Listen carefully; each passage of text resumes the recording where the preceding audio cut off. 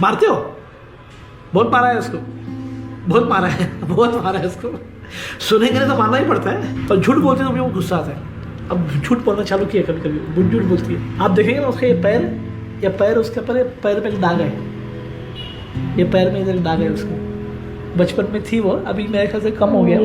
ये है थोड़ा सा अभी भी है। स्कूल में 7th स्टैंडर्ड में कुछ ट्यूशन में कोई होमवर्क दिया था कि नहीं दिया था, तो झूठ बोला था, ऐसा कुछ बोला था। तो फिर मैंने बोला झूठ बोली है अभी, झूठ नहीं बोलना चाहिए इसमें। तो लोखंड का ऐसा तवे से गर्म किया और उसको बोला बाहर आई। वो खड़ी थी, ऐसे ऐसे काँप रही थी, वो ठाप करके यहाँ लगा दिया उसको इधर। फिर वो इतना ऐसा बड़ा हो गया मतलब। लेकिन वो माल जो है ना, that is a lesson for her. मतलब झूठ नहीं बोलना चाहिए। क्या है हमारा प्रोडक्ट है, the product has to be perfect in all sense. Knowing that I'm a girl child, he let me live. That's the best part. तुमने अभी ये वाली वीडियो देखा, यहाँ पे क्या हो रहा था, इस लड़की ने एक्सेप्ट किया कि इसके बाप इसे मारता हुआ, ठीक है।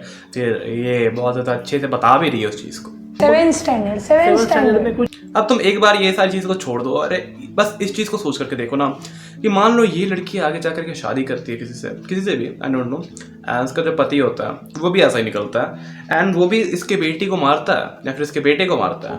देन क्या इसकी नज़रों में यही चीज़ें नॉर्मल रहने वाली है? क्या इसे ये बात बिल्कुल ठीक ठाक लगेगी? क्योंकि इसके साथ भी सेम हुआ था। देन मेरे ख्याल से मुझसे और लोग यही कहेंगे कि हाँ इसे नॉर्मल लगने वाले। क्यों? क्योंकि इसके साथ भी सेम चीज़ें हुई थी एंड ये इस चीज़ को एक्सेप्ट भी करती है। इसे कोई दिक्कत नहीं है इस बात से, इसके लिए ये चीज़ नॉर्मलाइज हो चुकी है। एंड ये बात सिर्फ एक लड़की की नहीं है, इस वीडियो की नहीं है, ये बात हर जगह पे एक्सेप्टेबल है और मोस्ट ऑफ लोग मेरी बात को एग्री करेंगे। एंड यहाँ पे बात आती है ना हमारे चाइल्डहुड ट्रॉमा की, हमारे पास्ट ट्रॉमास की, कि कभी ना कभी हम सबके लाइफ में कुछ ऐसे इंसिडेंट्स ज़रूर से हुए हैं जो कि हमें थोड़ा ट्रॉमाटाइज्ड कर देते हैं। एंड खास करके लड़कियों के साथ तो कुछ ज़्यादा ही होते हैं, मैं उसके बारे में बात नहीं कर सकता हूँ, लेकिन यस ऑफकोर्स होते हैं। एंड इसके बारे में कोई ना कोई हल निकालना, कुछ ना कुछ अच्छा करना जो बहुत ज़रूरी है, वरना ये जो जनरेशनल ट्रॉमा जो सदियों से चलते आ रहा है, जैसे कि ये औरत आगे जाकर के पास करेगी हो सकता है, एंड फिर वो भी अगर नहीं समझी, इस चेन रिएक्शन को ब्रेक नहीं करती है, देन वो भी और आगे चलते जाएगा। इस चीज़ को कहीं ना कहीं तोड़ने के लिए एंड एक ब्रेक देने के लिए एंड खुद की ही नहीं आगे आने वाले लोगों की भी लाइफ को सुधारने के लिए हमें कुछ स्टेप्स लेने ज़रूरी है। आज की इस वाली वीडियो में मैं तुम्हें वही बताने वाला हूँ, तुम कैसे अपने चाइल्डहुड ट्रॉमास को फिक्स कर सकते हो। सबसे पहले मैं स्टार्ट करता हूँ अपनी एक कहानी से, क्योंकि हर वीडियो को मैं ऐसे ही चालू करता हूँ। सो यार देखो, मैं लगभग कुछ समय पहले मैंने ट्यूशन पढ़ाना चालू किया था एंड मैं ट्यूशन पढ़ाता था घर घर जाके, जो होम ट्यूशन वाली जॉब होती है ना। अब उससे पहले जब मैं छोटा था ना, खुद जब मैं 1 क्लास में था, केजी था, प्रेप में था, एक्सेट्रा एक्सेट्रा, तो बेसिकली ऐसा हुआ करता था कि मुझे भी टीचर्स पढ़ाने आया करते थे, जो कि भैया वगैरह हुआ करते थे मेरे कॉलोनी के या फिर अगल बगल के, या फिर कि कोई जान पहचान के। एंड वो लोग भी आते थे, मुझे होमवर्क देते थे, मैं होमवर्क नहीं बनाता था एंड मुझे पिटाई पड़ती थी, मार पड़ती थी। एंड ये काफ़ी कॉमन है, हर किसी ने सहा होगा। अभी जो इस वीडियो को देख रहा है, जो भी अभी होगा अराउंड टीनेज में, उन सब ने खाया होगा मेरे ख्याल से बात। एंड जब मैंने खुद इस जॉब को करना चालू किया, इस काम को करना चालू किया ट्यूशन टीचर का, देन मैं जब खुद पढ़ाने जाता था ना बच्चों को, देन मेरे लिए भी नॉर्मल हो गया। अच्छा ठीक है, मैंने 2 का टेबल नहीं लिखा था तो मुझे उस वाले सर ने मारा था, क्योंकि वो जो सर थे वो तो सही हो सकते हैं ना। इसलिए अगर मैं बच्चों को होमवर्क दूंगा एंड अगर वो नहीं बनाते हैं ना, मैं भी उन्हें पनिशमेंट दूंगा, मैं भी उन्हें मारूंगा। ये मेरे दिमाग में आ चुका था। एंड मैं कुछ ज़्यादा ही नहीं मारता था, उठा के फेंक नहीं देता था अगर तुम सोच रहे हो तो, लेकिन यस डेफिनेटली मैं मारा करता था, बच्चों को हाथ लाता था, छड़ी लेता था, है ना, हाथ इधर कर, टक टक ऐसे मारा करता था, उन्हें मुर्गा बना दिया करता था, जो भी कॉमन चीज़ें होती है। एंड लगभग मैंने इसे कुछ महीनों तक किया था, लेकिन धीरे धीरे करके मुझे ये जब मैच्योरिटी हिट होने लग गई, ये बात समझ में आने लग गई, तब मैंने इस चीज़ को बंद कर दिया। एंड तब मैंने खुद के भी कुछ चाइल्ड ट्रॉमास को समझा एंड दूसरों के भी समझा, एंड मैंने ये समझा कि मैं क्या कर रहा हूँ, दूसरों की लाइफ में भी सेम चीज़ ऐड कर रहा हूँ, एंड मैं आज भी बहुत बुरा फील करता हूँ उस चीज़ के लिए। पॉइंट नंबर 1 रहने वाला है ग्रेटफुल जर्नलिंग करना। अब ग्रेटफुल जर्नलिंग के बारे में मैंने बहुत बार बात किया है। ग्रेटफुल जर्नलिंग बहुत अच्छी चीज़ होती है। उसमें बेसिकली तुम करते कुछ नहीं हो, तुम एक पेपर लेते हो और अपने बारे में कुछ अच्छी चीज़ें लिखते हो सुबह या शाम को, ठीक है। कुछ लोग दोनों टाइम भी करते हैं। अब इसके जगह पे तुम्हें ये करना है ना, वो सब जो तुम्हें चाइल्डहुड ट्रॉमास हुए होगे ना, वो तुम्हें पेरेंट्स को लेकर के हुए, वो तुम्हारे पेरेंटल ट्रॉमा होंगे। तो उसे मैं फिक्स करने के लिए एक ही तुम्हें बात बताने वाला हूँ कि तुम डेली सुबह को कॉपी निकालो, एक पेपर निकालो, पेन निकालो एंड 3 ऐसे सेंटेंसेस, 3 ऐसे मोमेंट्स लिखो जो कि अपने पेरेंट्स के साथ तो हमने अच्छा फील किया है, जो कि हैप्पी मोमेंट्स है। अब जैसे मुझे याद है कि जब मैं छोटा था ना, तो लगभग एक मेला लगा हुआ था, तो मैं वहाँ पे गया हुआ था एंड कोई नया मार्केट में कुछ खिलौना वगैरह आया हुआ था एंड काफ़ी थोड़ा महंगा था एंड सारे बच्चे जिद कर रहे थे कि यार ये लेना है लेना है लेना है, लेकिन सबकी मम्मी लोग मार देती थी, ये नहीं लेना है नहीं लेना है, ऐसे करके। मैं देख भी रहा था वहाँ पे, लेकिन मेरी मम्मा को मैंने एक बार बोला था मम्मा ये दिला दो ना, पता नहीं मम्मा अच्छा मूड में थी शायद से, तो उन्होंने मुझे ये दिला भी दिया एंड मैं बहुत ज़्यादा हैप्पी हो गया कि अरे वाह ऐसा दिला दिया। एंड मैं इसी चीज़ को आप चलो लिख देता हूँ अपने ग्रेटफुल जर्नलिंग वाली कॉपी में अपनी शीट में, एंड ये क्या हो गया उसमें ऐड ऑन हो गया। अब मैं डेली 3 चीज़ें लिख रहा हूँ, 10 दिन कुछ नहीं होगा, 20 दिन कुछ नहीं होगा, 30 दिन कुछ नहीं होगा, 1 महीने के बाद तुम्हारे पास वो मोमेंट्स है ना खत्म होने लग जाएंगे धीरे धीरे करके। एंड अब तुम्हें अपने दिमाग में जोर देना है डेली कि ऐसे कौन से मोमेंट्स है जहाँ पे मैंने हैप्पी फील किया था एक्चुअली में, उस तुम उसे ढूंढने लग जाओगे। एंड जैसे तुम्हारे दिमाग ने नेगेटिव चीज़ों को ग्रैब कर रखा है ना, अपने पेरेंट्स के बारे में या फिर जो ट्रॉमेटिक इंसिडेंट्स है उसके बारे में, वो धीरे धीरे करके उसे छोड़ने लग जाएगा। तुम्हारे सबकॉन्शियस में ये हैप्पी मोमेंट्स फिक्स होने लग जाएंगे एंड धीरे धीरे करके तुम इंप्रूव हो जाओगे, बेटर बन जाओगे, अच्छे बन जाओगे, तुम्हारा मेंटल हेल्थ सुधर जाने वाला है।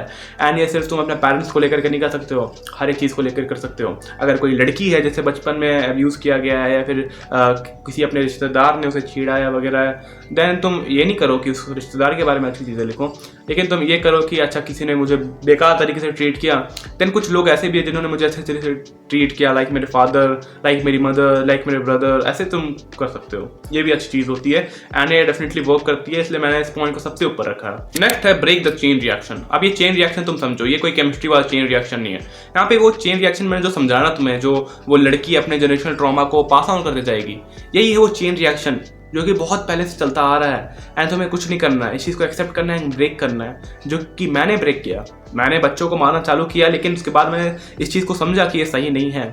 मैं अपने मन से नहीं मार रहा हूँ, जबकि ये मेरा खुद का ट्रॉमा है, मेरे दिमाग में ये चीज़ नॉर्मलाइज हो चुकी है।